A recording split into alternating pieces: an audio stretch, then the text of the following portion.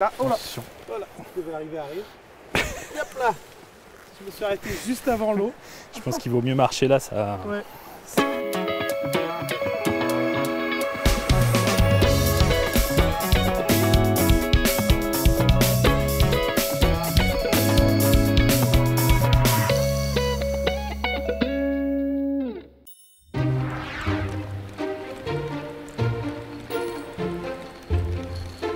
Bonjour Anthony. Bonjour Thibaut. Alors, ici c'est marrant parce qu'on est sur... Enfin, d'habitude les ponts passent sur l'eau, là l'eau passe sur le pont. Effectivement. Donc on est au canal qui franchit la Sauldre, qui permet au canal de Berry de franchir la Sauldre, ici entre Celles-sur-Cher et Châtillon-sur-Cher. Et alors on est entre Celles-sur-Cher et Châtillon-sur-Cher et pourtant le canal passe sur la Sauldre. Effectivement, le canal passe sur la Sauldre, mais le Cher est un tout petit peu plus loin là-bas. D'accord. Et alors donc toi, tu es architecte du patrimoine. C'est ça. Quelle est ta mission ici? Alors, l'architecte du patrimoine, c'est donc un architecte qui a une spécialisation qui lui permet d'intervenir sur les monuments historiques et plus largement sur le bâti ancien. Et donc ici, le pont-canal est inscrit monument historique depuis 2009 à la suite d'une étude qui a été menée sur l'ensemble du canal du Berry et qui a amené à l'inscription monument historique de ce pont-canal.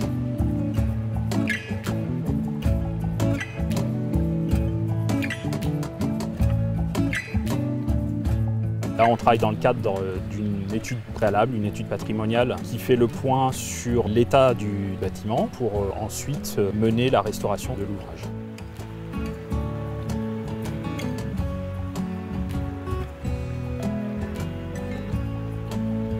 Parce que là, oui, il est plutôt jeune ce pont. Enfin, il est plutôt jeune. Il a presque 200 ans. Bientôt 200 ans, effectivement, ouais, puisque le pont, sa construction est décidée en 1833 et il est ouvert à la navigation en 1839. C'est quoi le petit détail en plus sur ce monument-là? Moi, je trouve que ce qui me plaît le plus ici, c'est le côté spectaculaire dans sa relation au paysage. Quand on prend un peu de recul, on a des points de vue depuis le bord de Sauldre un peu plus loin et on est assez surpris de voir cette masse en pierre comme ça qui vient traverser cet espace qui est très naturel tout autour. Voilà, on a très peu de construction, on est entouré de bois et d'eau, et donc c'est surprenant d'avoir cet ouvrage-là qui vient s'implanter et se poser au milieu du paysage. Je suppose que construire un pont sur un fleuve, c'est pas une chose simple. Alors justement, la particularité notamment de ce pont, c'est qu'il a été construit à sec. Donc la Sauldre ne coulait pas dans son lit actuel. Ah, d'accord, donc là ça c'était pas ici. Voilà, la Sauldre coulait un petit peu plus loin par là. Donc le pont a été construit et ensuite le cours de la Sauldre a été détourné. Et c'est faux ce qu'on voit ici en fait. C'est pas la vraie Sauldre. C'est aménagé, c'est aménagé effectivement. Par exemple, ce qu'on observe là-bas, c'est lié aussi à cette histoire de la construction, puisqu'on a des parties. Les fissures que l'on peut observer là, par exemple, elles sont liées au fait que cette partie en aval du canal a été construite sur l'ancien lit de la Sauldre, avec toutes les limites constructives et toutes les difficultés de fondation que ça peut amener. D'accord. Donc là, on en voit les traces aujourd'hui encore. Exactement. Ce que je te propose, c'est qu'on peut descendre et puis aller voir aussi d'autres observations qu'on a pu faire sur l'analyse de l'état du pont. Donc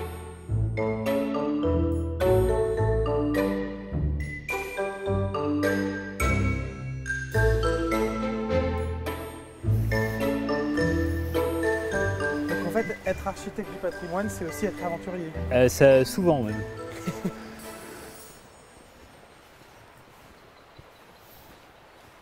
Ah, oh là, voilà, je devais arriver, arrive. Et hop là, je me suis arrêté juste avant l'eau. Je pense qu'il vaut mieux marcher là, ça. Ouais. Ah, il est majestueux d'ici. Tu vois, ça vaut le coup de prendre du recul.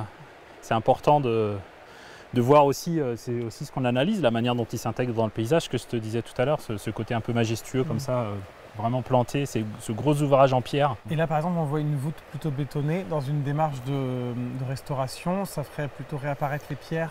Alors ça peut effectivement rentrer dans la démarche qu'on va proposer, revenir effectivement à un état entre guillemets d'origine. Il y a quelque chose qui me frappe ici, c'est à quel point c'est un lieu de vie. Là il y a un poisson qui saute au moment où je dis ça.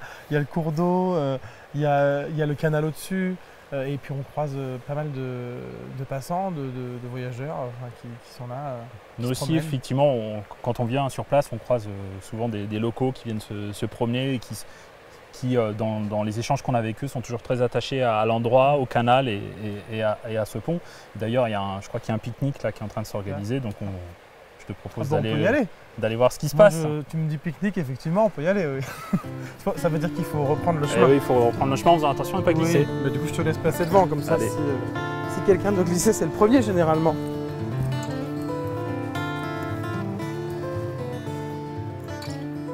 Bonjour.